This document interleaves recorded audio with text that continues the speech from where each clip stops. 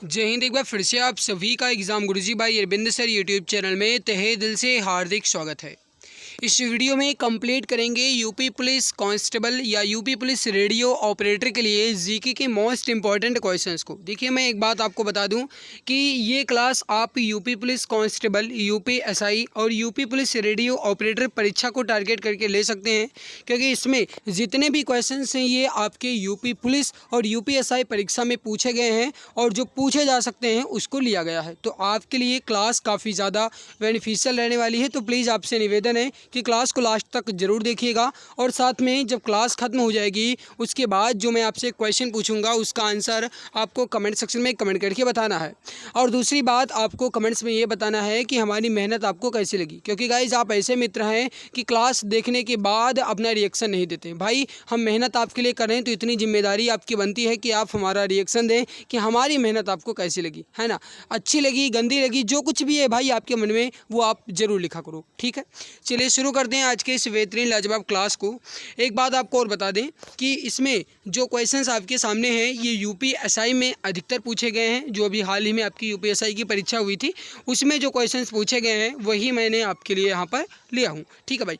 चलिए शुरू करते हैं। पहला क्वेश्चन है, अजंता गुफाओं का निर्माण काल कौन सा है? यूपी एसआई 1991 में पूछा गया था ये। बताइए राइट आंसर क्या होगा।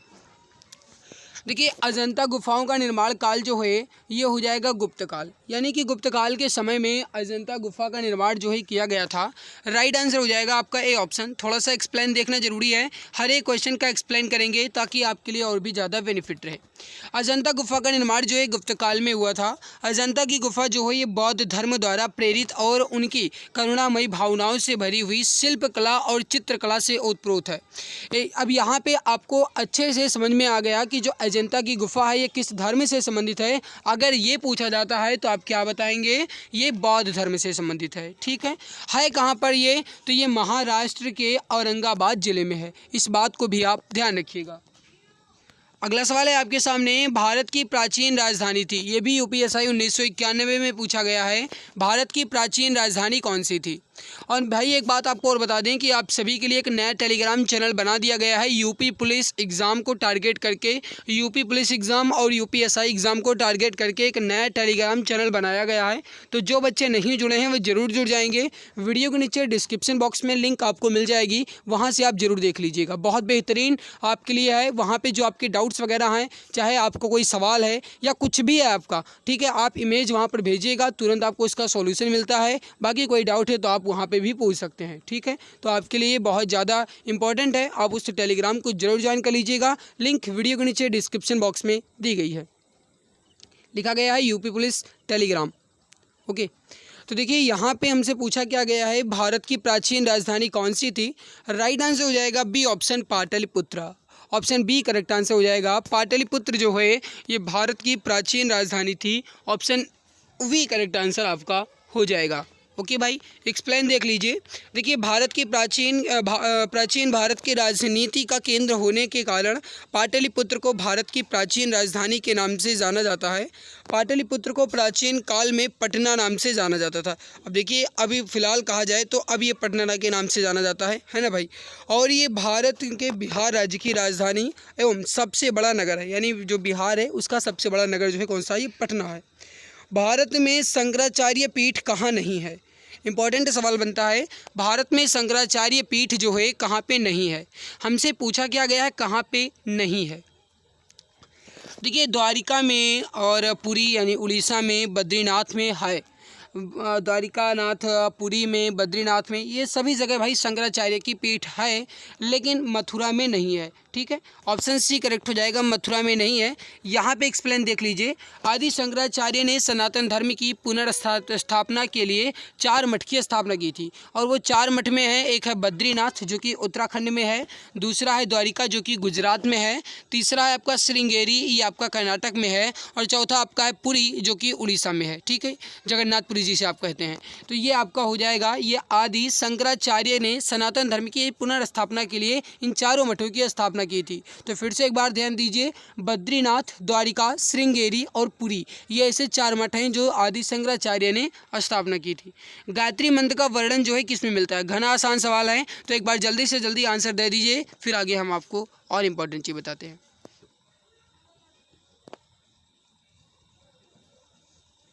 और भाई मेहनत अच्छी लग रही है यार तो लाइक कर दिया करो, मेहनत हम आपके लिए कर रहे हैं, इतनी तो जिम्मेदारी आपकी बनती है, फ़र्ज आपको बनता है कि कम से कम क्लास को तो लाइक कर ही दिया करो। देखिए गायत्री मंत्र का वर्णन जो है ये मिलता है ऋग्वेद में। राइट हो जाएगा आपका डी ऑप्शन, ऋग्वेद में। अब मेरे प्यारे भाई अगर आपसे सवाल ये पूछा जाता है सबसे पुराना वेद कौन सा है, तो ऋग्वेद है। और अगर आपसे सवाल ये पूछा जाता है ऋग्वेद में कुल मिलाकर के कितने मंडल हैं, तो आप क्या कहेंगे? 10 मंडल हैं। ठीक है, यहाँ पर आप देख लीजिए। देखिए गायत्री मंत्र का जो उल्लेख है ये ऋग्वेद के तीसरे मंडल में मिलता है, इस बात को भी आप ध्यान रखिएगा। और जो गायत्री मंत्र है ये सूर्य देव को समर्पित है या सूर्य भगवान को समर्पित है। ठीक है, ये मंत्र जो है गायत्री मंत्र ये सूर्य भगवान को समर्पित है। और कभी कभी कहीं कहीं आपको ये सूर्य नहीं बल्कि सावित्री देवी मिलेगा, तो उसे भी आप टिक कर पाएंगे। प्रसिद्ध ग्रंथ रामायण के रचयिता कौन है? ये भी घना आसान सवाल है, हालांकि 1991 में पूछे गए थे, तो भाई इजी तो रहेगा। आगे जितने भी सवाल है यहाँ पे आप देख लीजिए, सब सारे सवाल आपके यहाँ पे 2021 के हैं, देख लो, है ना। वो आगे 2-4 सवाल मैंने 1991 के ले लिए थे, है ना, वो आगे आपका दिया गया था तो वो ले लिया मैंने। प्रसिद्ध ग्रंथ रामायण के रचयिता कौन है? रामायण के रचयिता पूछा गया है, तो राइट हो जाएगा वाल्मीकि। वाल्मीकि जो है, महर्षि वाल्मीकि जो है ये रामायण के रचयिता हैं। अगर आपसे सवाल ये पूछा जाता है कि रामायण में जो अवधी भाषा में लिखा गया रामायण ये किसने लिखा, तो ये गोस्वामी तुलसीदास ने लिखा, इसको भी आप ध्यान रखिएगा। अगर आपसे सवाल ये पूछा जाता है कि जो रामचरितमानस है, रामचरितमानस जो है इसको मतलब इसमें कुल मिलाकर के कितने कांड हैं, तो आप क्या कहेंगे? कुल मिलाकर के इसमें 7 कांड है। ठीक है, और मेरे प्यारे भाई अगर आपसे सवाल ये पूछा जाता है, यहाँ पे आप देख लीजिए, मैं यहीं पे दिखा देता हूँ कि जो रामायण है इसमें कुल मिलाकर के कितने श्लोक हैं, तो ये 24,000 श्लोक हैं। और इसके माध्यम से रघुवंशम के राजा राम की गाथा जो है कही गई है, हालांकि सभी जानते हैं, कहने की ज़रूरत नहीं है। अगला देखिए आपसे सवाल क्या कहा गया है, निम्नलिखित में से किसने खालसा पंथ की नींव रखी और इसके 5 प्रतीकों को प्रभाषित किया? आपको ये बताना है कि खालसा पंथ की नींव जो है ये किसके द्वारा रखी गई और जो इसके 5 प्रतीक हैं खालसा पंथ की, जो मतलब सिख खालसा पंथ की है, इसके जो 5 प्रतीक हैं, सिंबल हैं, ये किसने परिभाषित किया? सबसे घना आसान सवाल तो यही आपसे यहाँ से ही बन जाता है कि खालसा पंथ की नींव जो है किसने रखी। राइट हो जाएगा गुरु गोविंद सिंह जी ने। करेक्ट आंसर हो जाएगा आपका ए ऑप्शन, गुरु गोविंद सिंह जी ने। जो भी हमारे प्यारे भाई बहन ऑप्शन ए बता रहे हैं गुरु गोविंद सिंह, बिल्कुल सही आंसर आपका हो जाएगा। देखिए थोड़ा सा एक्सप्लेन देखिए, सिख के जो 10वें गुरु हैं कौन है? गुरु गोविंद सिंह हैं। इन्होंने गुरु की परंपरा को समाप्त किया और सिख धर्म के पवित्र ग्रंथ श्री गुरु ग्रंथ साहिब की स्थापना की और अंतिम गुरु घोषित हुए। सिख धर्म के अंतर्गत खालसा पंथ की स्थापना जो है ये गुरु गोविंद सिंह ने की और अपने शिष्यों को सैनिक गणवेश में दीक्षित भी किया। इन्होंने अपने शिष्यों को 5 ककार अपनाने का आदेश दिया, या फिर 5 प्रतीक जो हैं वो हैं केस, कंघा, कच्छा, कड़ा और कृपाण। ये 5 जो ककार हैं ये इन्होंने अपनाने का इन्हें अपने शिष्यों को उपदेश दिया। ठीक है, क्या क्या है? केस, यानी केस मतलब होता है भाई आपका जैसे बाल होता है। ठीक है, कंघा, कच्छा, कड़ा और कृपाण। ठीक है, अगला सवाल देखिए आपसे क्या कह रहा है। वीडी सावरकर द्वारा 1904 में संगठित क्रांतिकारियों का गुप्त समुदाय किस नाम से जाना जाता था? कहने का मतलब है कि वीडी सावरकर ने निम्न में से किस समुदाय की या किस संगठन की स्थापना की थी? बहुत इंपॉर्टेंट सवाल बन जाता है, तो जितना जल्दी हो सके उतना जल्दी क्वेश्चन का आंसर दीजिए।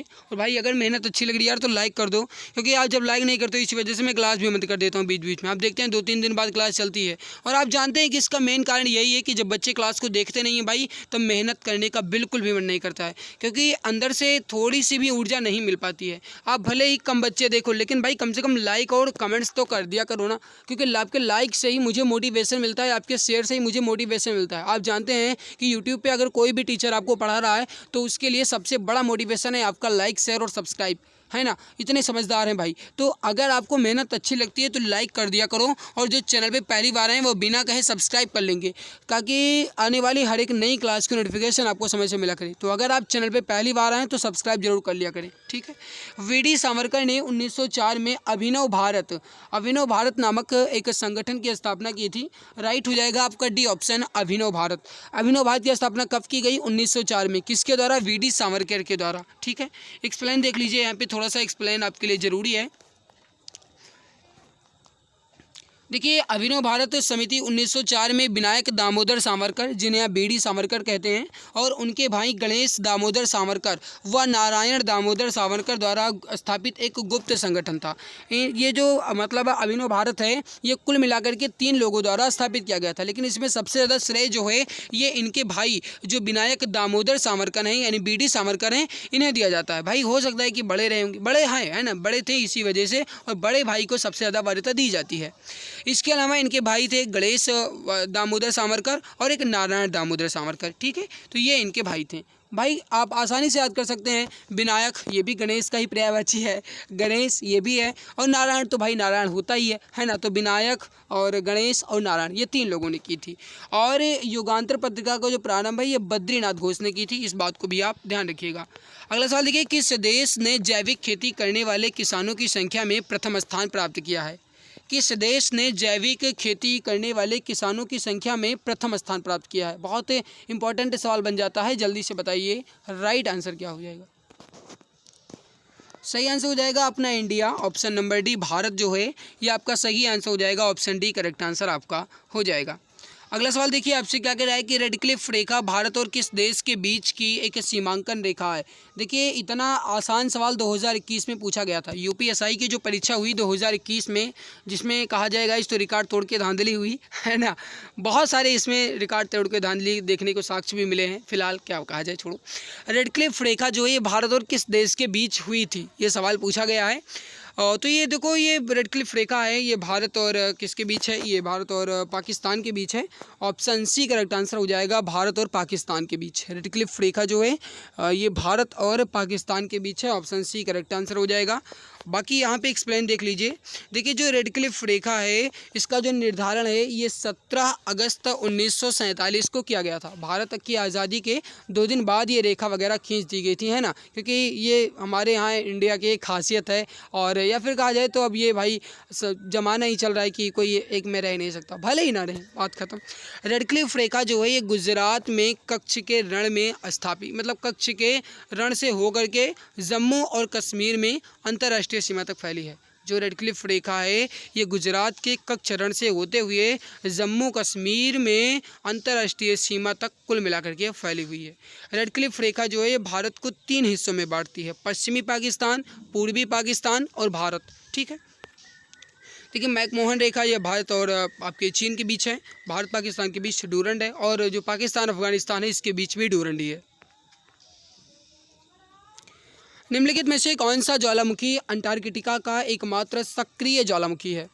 ये आपका 2017 में पूछा गया। 2017 में तो अच्छे खासे सवाल पूछे गए थे, 2021 में बहुत ही नॉर्मल सवाल पूछा गया था, और इसी वजह से 2017 में जो मतलब 2021 में नॉर्मल सवाल पूछे गए, इसी वजह से कट ऑफ जो है आपकी ये हाई गई।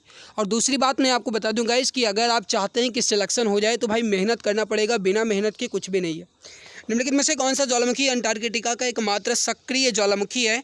राइट हो जाएगा आपका माउंट इरेबस। माउंट इरेबस जो है ये अंटार्कटिका का एकमात्र सक्रिय ज्वालामुखी है, कहने का मतलब है एक्टिव वोल्केनो है।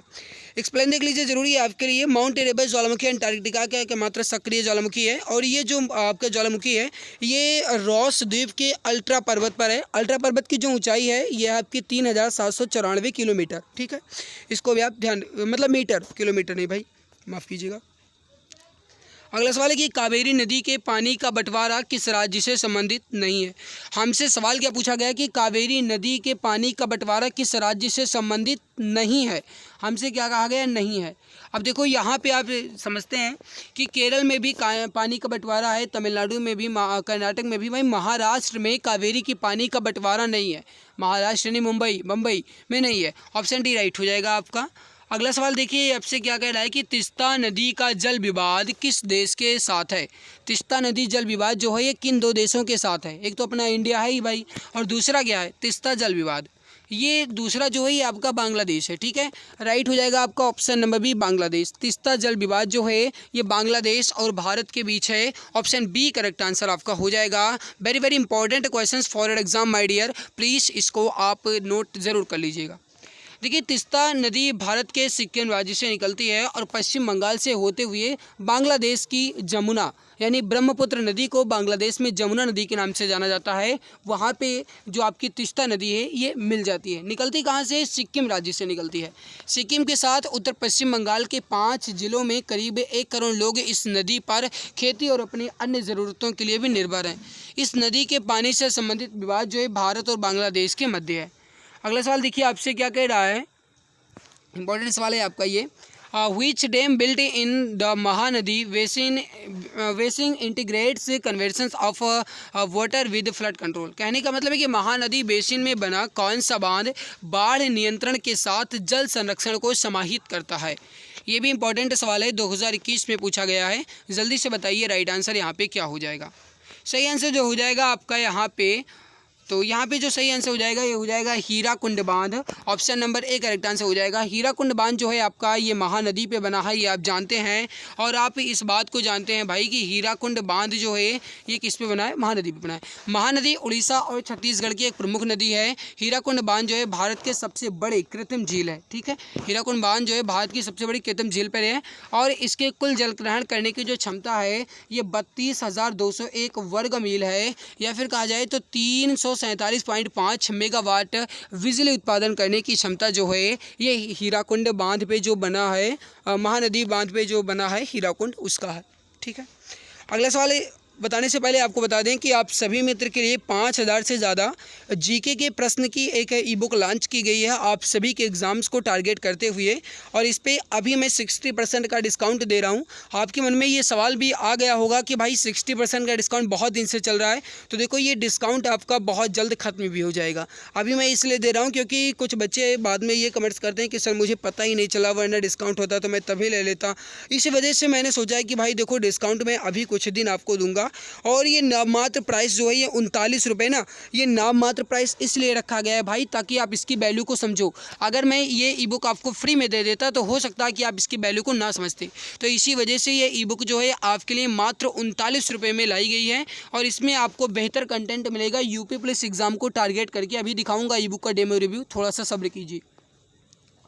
हिस्ट्री मिलेगा, ज्योग्राफी मिलेगा, इकोनॉमिक मिलेगा, कॉन्स्टिट्यूशन मिलेगा, फिजिक्स मिलेगा, केमिस्ट्री मिलेगा, साइंस के अंतर्गत होगा, और बायोलॉजी मिलेगा, और स्टैटिक जीके मिलेगा। इसके अलावा आपके एक्स्ट्रा पॉइंट्स होंगे। लेना है भाई तो इस नंबर पर व्हाट्सएप कीजिएगा 8948667652। ई बुक का डेमो रिव्यू आप देख लीजिए यहाँ। तो जो बच्चे नए जुड़े हैं उनको इस ई बुक का डेमो रिव्यू दिखाना जरूरी है। देख लीजिए भाई, ये ई बुक है आपके, ये यूपी पुलिस कांस्टेबल या यूपी पुलिस रेडियो ऑपरेटर और यूपीएसआई परीक्षा को टारगेट करके तैयार की गई है। भाई इसमें आपके लिए बहुत ज़्यादा बेहतरीन तरीके से तैयार किया गया है। और भाई मैं ये गारंटी के साथ कह सकता हूँ कि अगर आप इस किताब को पूरे मन से पढ़ लेते हैं तो आपके अंदर से जीके का डर जो है ख़त्म हो जाएगा। और ये ई बुक जो है ये आपके एग्ज़ाम्स के लिए तो इम्पोर्टेंट है ही, बाकी आपको और कुछ भी सिखा के जाएगी। देख लीजिए यहाँ पे ये ई बुक जो है आपकी इमेज एंड कलरफुल है, और जितने भी क्वेश्चंस हैं, जितने भी टॉपिक्स हैं, ये आपके सिलेबस वाइज यहाँ पे मेंशन किए गए हैं। बहुत बेहतरीन तरीके से है। नाम मात्र प्राइस 39 रुपये में मिल जाएगी। दिए गए नंबर 8948667652 यानी कि 8948667652, इस पर आपको व्हाट्सअप करना है। यहाँ से आपको ये बुक मिल जाएगी। ओके ब्रो, आगे बढ़ते हैं। अगला सवाल है आपके सामने, क्या कह रहा है। 2011 जनगणना के अनुसार भारत के किस केंद्र शासित प्रदेश का जनसंख्या घनत्व सबसे अधिक है। हमसे सवाल क्या पूछा गया, भारत के किस केंद्र शासित प्रदेश का। भाई आपसे यूनियन टेरिटरीज की आपसे पूछा जा रहा है, इसका आपको बताना है। भारत के केंद्र शासित प्रदेश अगर कहा जाए दिल्ली, दिल्ली की जनसंख्या घनत्व जो है सबसे ज़्यादा है। राइट हो जाएगा आपका option number D, Delhi. Explain देख लीजिए यहाँ पे 2011 के दिए गए विकल्पों में दिल्ली सबसे ज़्यादा है क्योंकि इसमें 11,320 जो है सबसे अधिक है। इसके अतिरिक्त अगर कहा जाए चंडीगढ़ का जनसंख्या घनत्व तो ये 9,258 है। पुदुचेरी का जो जनसंख्या घनत्व ये है 2,547। अंडमान निकोबार द्वीप समूह का सबसे कम यह है 46। अगला सवाल देखिए, राष्ट्रीय परिवार स्वास्थ्य सर्वेक्षण NFHS-4 के अनुसार भारत की कुल प्रजनन दर कितनी है? ये भी इंपॉर्टेंट सवाल है, बताइए राइट आंसर क्या हो जाएगा? सही आंसर हो जाएगा आपका 2.2 है, ऑप्शन नंबर डी करेक्ट हो जाएगा, 2.2%। देख लीजिए, पहला राष्ट्रीय परिवार स्वास्थ्य सर्वेक्षण जो है ये वर्ष 1992-93 के दशक में किया गया था, और NFHS जो है ये 26 राज्यों में 1998-99 में किया गया था। 2005-6 में किया गया NFHS, ये आपका 2005-6 में किया गया, जो तीसरा है, और जो पांचवा है 2021 में इसकी रिपोर्ट जो है जारी की गई। ठीक है, अगला सवाल आप देखिए, काशी विश्वनाथ मंदिर उत्तर प्रदेश के निम्नलिखित में से किस जिले में स्थित है? ये भी इजी सवाल है, जल्दी से बताइए राइट आंसर यहाँ पे क्या हो जाएगा? देखिए, काशी विश्वनाथ मंदिर जो है ये उत्तर प्रदेश के वाराणसी में है, यानी वाराणसी में है। राइट हो जाएगा आपका ऑप्शन नंबर ए, वाराणसी में है। और भारत की जो सांस्कृतिक राजधानी है ये वाराणसी को ही कहा जाता है, ये भी आप जानते हैं। यहाँ पे आप देख लीजिए, देखिए जो काशी विश्वनाथ मंदिर है ये भगवान शिव यानी महाकाल यानी कि भगवान भोलेनाथ जी को समर्पित है, और ये भारत में उत्तर प्रदेश के वाराणसी में स्थित है। निर्माण जो है महारानी अहिल्याबाई होलकर द्वारा 1780 में करवाया गया, और 8 मार्च 2019 को प्रधानमंत्री मोदी जी ने विश्वनाथ कॉरिडोर का शिलान्यास भी यहाँ पे किया है। निम्नलिखित में से कौन सा नृत्य उत्तर प्रदेश के एक शास्त्रीय नृत्य शैली है? घना आसान सवाल है, हर कोई मित्र इसका आंसर आसानी से बता सकता है। निम्नलिखित में से कौन सा नृत्य उत्तर प्रदेश की एक शास्त्रीय नृत्य शैली है? देखिए, यहाँ पे आपका जो कथक है, कथक जो है ये उत्तर प्रदेश की एक शास्त्रीय नृत्य शैली हो जाएगा, ऑप्शन सी करेक्ट आंसर आपका हो जाएगा, कथक। ठीक है, और यहाँ पे आप देख लीजिए भाई, आपके लिए इम्पोर्टेंट है। देखिए, कथक का जो कुल मिलाकर के अर्थ होता है, शाब्दिक अर्थ होता है, ये होता है कथा कहना। ठीक है, क्योंकि आप देखते हैं कि इसमें कथक में आपके अच्छन महाराज, गुदई महाराज, ये सब जो महाराज हैं भाई ये कथक से ही संबंधित हैं, और इसी वजह से इसका जो अर्थ निकला है ना, ये कथा कहना, यानी जो महाराज वगैरह होते हैं ना, ये कथा ही कहते हैं। देख लीजिए, यहाँ पे कुल मिलाकर के जो आपका मतलब शास्त्रीय नृत्य है ये 8 है, 8 शास्त्रीय नृत्य हैं।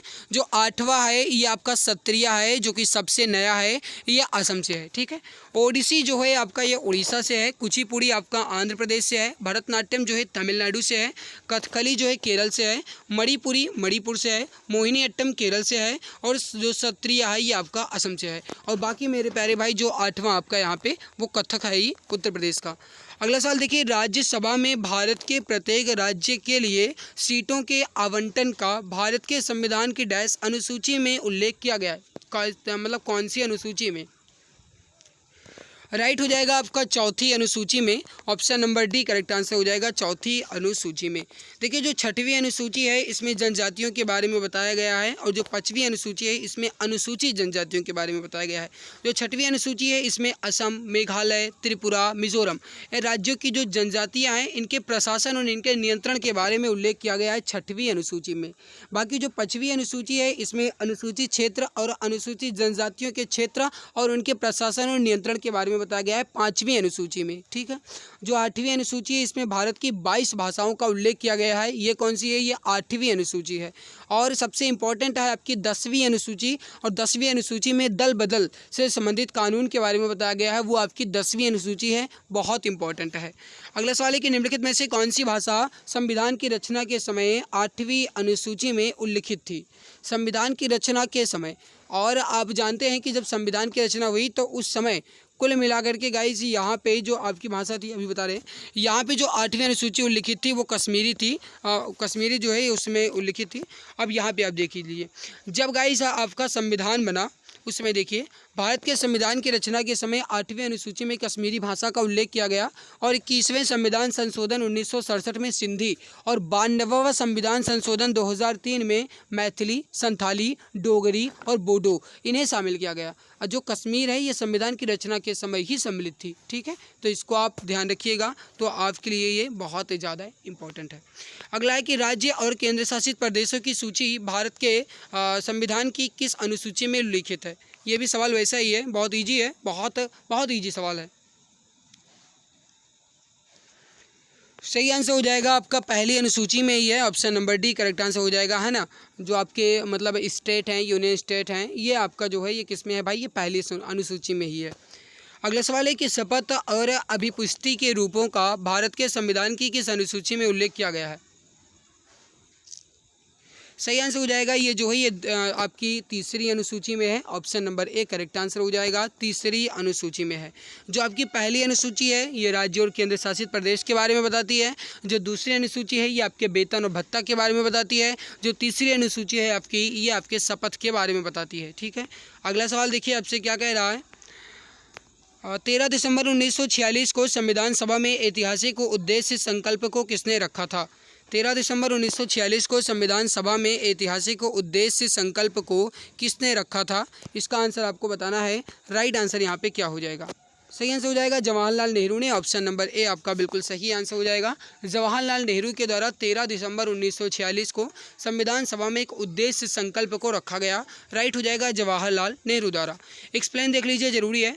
13 दिसंबर 1946 को ये रखा गया, जिसे सर्वसम्मति के साथ 22 जनवरी 1947 को स्वीकार भी कर लिया गया और इसे उद्देश्य प्रस्ताव को प्रस्तावना के रूप में जाना जाता है। उद्देश्य प्रस्ताव या फिर उद्देश्य संकल्प, बात एक ही है। किसके द्वारा रखा गया? ये रखा गया जवाहरलाल नेहरू के द्वारा। और कब रखा गया? 13 दिसंबर 1946 को। लेकिन ये सभी की सम्मति पर 22 जनवरी 1947 को स्वीकार किया गया और भारतीय प्रस्तावना अमेरिका के संविधान से लिया गया है। इसको भी आप ध्यान रखेंगे। जो प्रस्तावना है ये अमेरिका के संविधान से लिया गया है, लेकिन जो प्रस्तावना की भाषा है ये ऑस्ट्रेलिया के संविधान से ली गई है। इसको आप ध्यान रखेंगे।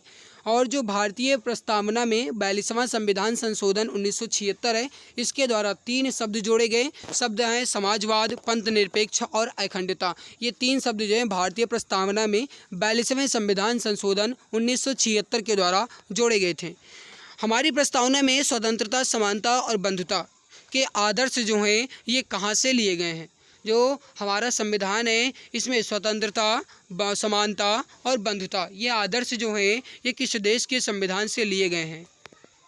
राइट आंसर हो जाएगा आपका फ्रांस के संविधान से, या फिर कहा जाए मेरे प्यारे भाई फ्रांस की क्रांति से लिया गया है। लेकिन आप यहाँ से फ्रांसीसी क्रांति से ही कहेंगे, है ना, संविधान नहीं कहेंगे। अगला सवाल देखिए आपसे क्या कह रहा है यहाँ पे। अगला सवाल है कि बैरी लाइट पिस्टल का प्रयोग रात में किस लिए किया जाता है? बैरी लाइट पिस्टल का प्रयोग जो है रात में किस लिए किया जाता है? राइट हो जाएगा आपका, वो हो जाएगा किसी स्थल को कुछ देर के लिए प्रकाशित करने के लिए। ऑप्शन डी करेक्ट आंसर आपका हो जाएगा। अगला सवाल देखिए, अन्वेषण के दौरान झूठ पकड़ने के लिए निम्न में से किसका प्रयोग किया जाता है? अन्वेषण के दौरान मतलब जांच के दौरान अगर हम झूठ पकड़ना चाहें कि भाई अगर आप झूठ बोल रहे हैं या सच बोल रहे हैं, तो आपसे आपका झूठ पकड़ने के लिए किसकी जांच की या फिर किस चीज़ की हम जांच करते हैं? देखो भाई, नार्को टेस्ट जो है ये होता ही है, ब्रेन मैपिंग टेस्ट भी आपका होता है और पॉलीग्राफ टेस्ट भी होता है। ये 3 टेस्ट ऐसे हैं जो आपके झूठ और सच का पता लगा लेते हैं। तो राइट हो जाएगा उपरोक्त सभी, डी ऑप्शन करेक्ट हो जाएगा। ओके, तो यहाँ पे गाइस मैंने आज केवल और केवल जीके क्वेश्चंस को कंप्लीट किया है।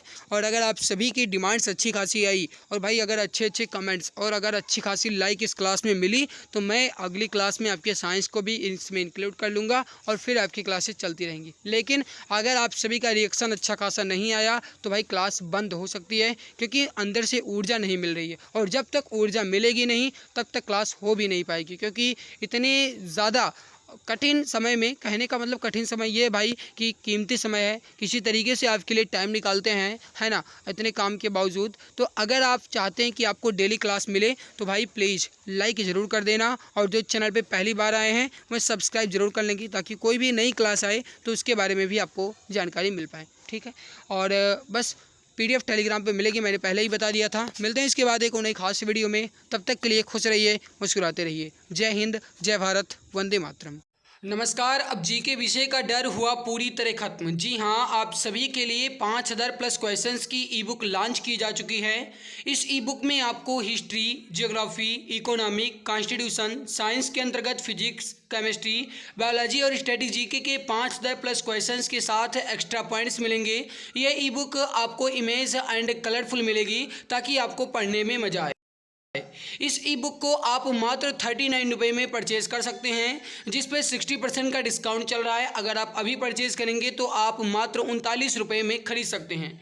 इसको खरीदने के लिए UPI ID पूजा BCI T05@OKSBI पर आपको मात्र 39 रुपये पे करना है, या फिर अन्य डिटेल्स आप व्हाट्सएप नंबर 8948667652 पे आप प्राप्त कर सकते हैं। यहाँ से भी आप परचेज कर सकते हैं। यह ई बुक आपको सभी एग्जाम्स में बहुत ज़्यादा हेल्प करेगी और आपको सिलेक्शन दिलाने में बहुत ज़्यादा मदद करेगी। बहुत बहुत धन्यवाद।